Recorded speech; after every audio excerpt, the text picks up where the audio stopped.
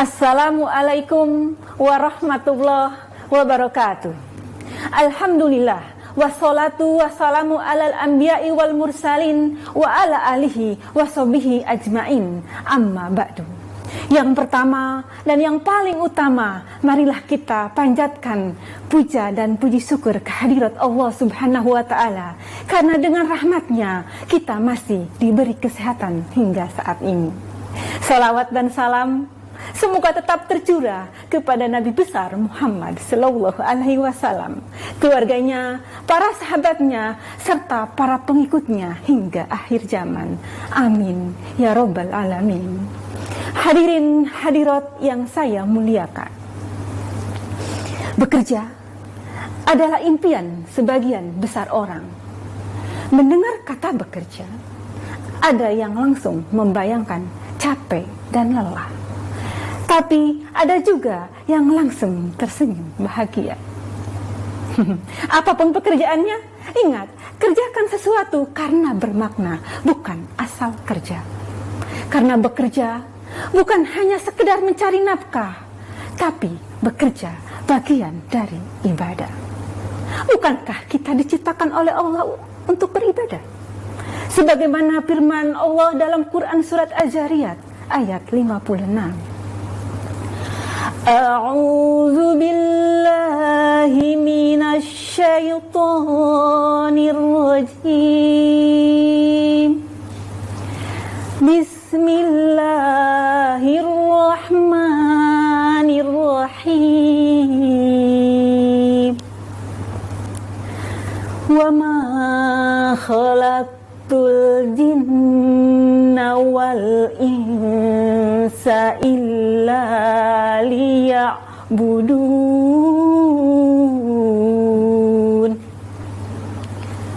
Dan tidaklah aku ciptakan jin dan manusia kecuali untuk beribadah kepadaku.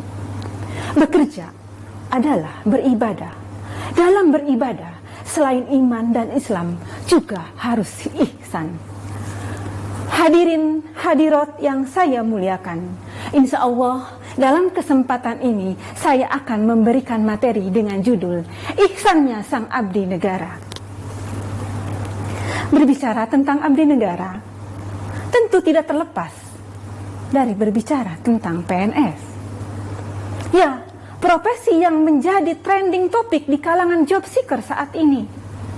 Pekerjaan yang menjadi harapan jutaan umat di seluruh Indonesia, bahkan ditasbihkan menjadi profesi incaran nomor wahid di Indonesia.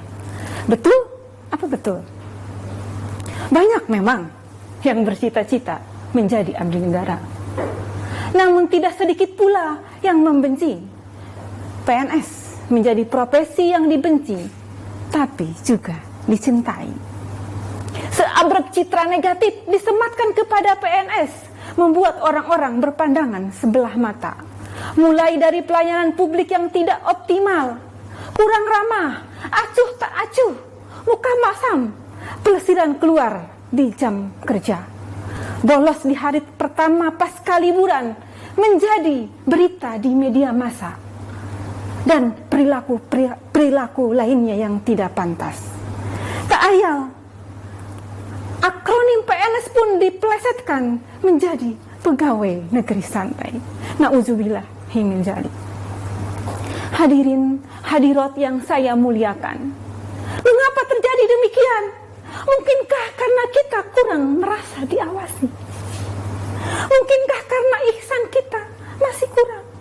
Bukankah ihsan itu ketika kita beribadah seolah-olah Allah melihatnya, adapun ketika kita tidak melihatnya, sesungguhnya Allah melihatnya?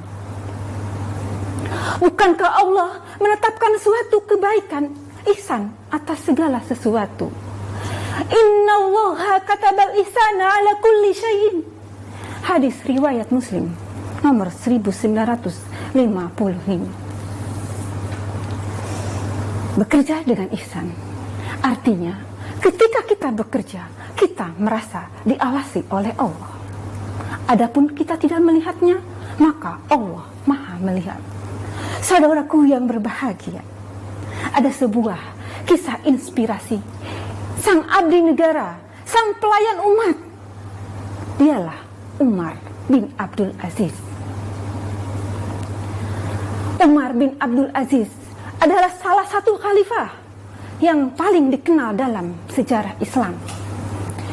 Kekuasaannya terbilang singkat, antara 2-3 tahun saja.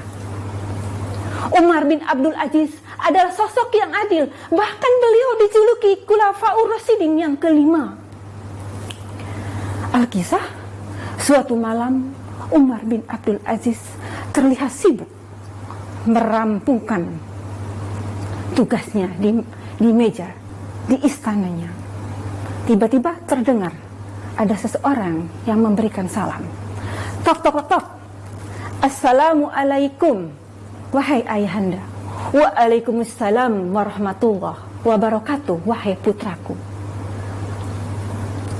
Untuk urusan apa putraku datang ke sini? Urusan negarakah atau keluargakah? Tanya Umar kepada putranya. Urusan keluarga, wahai ayahku.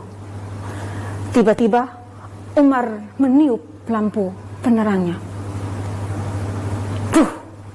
Seketika lampu padam dan gelap. Wahai ayahku, kenapa engkau memadamkan lampunya? Tanya putranya Umar keheranan. Wahai putraku, lampu yang ayah pakai untuk bekerja ini adalah milik negara, dan minyaknya yang dipakai dibiayai oleh negara. Sedangkan yang akan engkau bicarakan denganku adalah urusan keluarga. Masya Allah, begitu akhlak pejabat sejati, ihsan hadir dalam diri pejabat tertinggi negara. Bahkan hanya sekedar memakai lampu penerang yang dibiayai negara, Umar takut karena Allah melihatnya.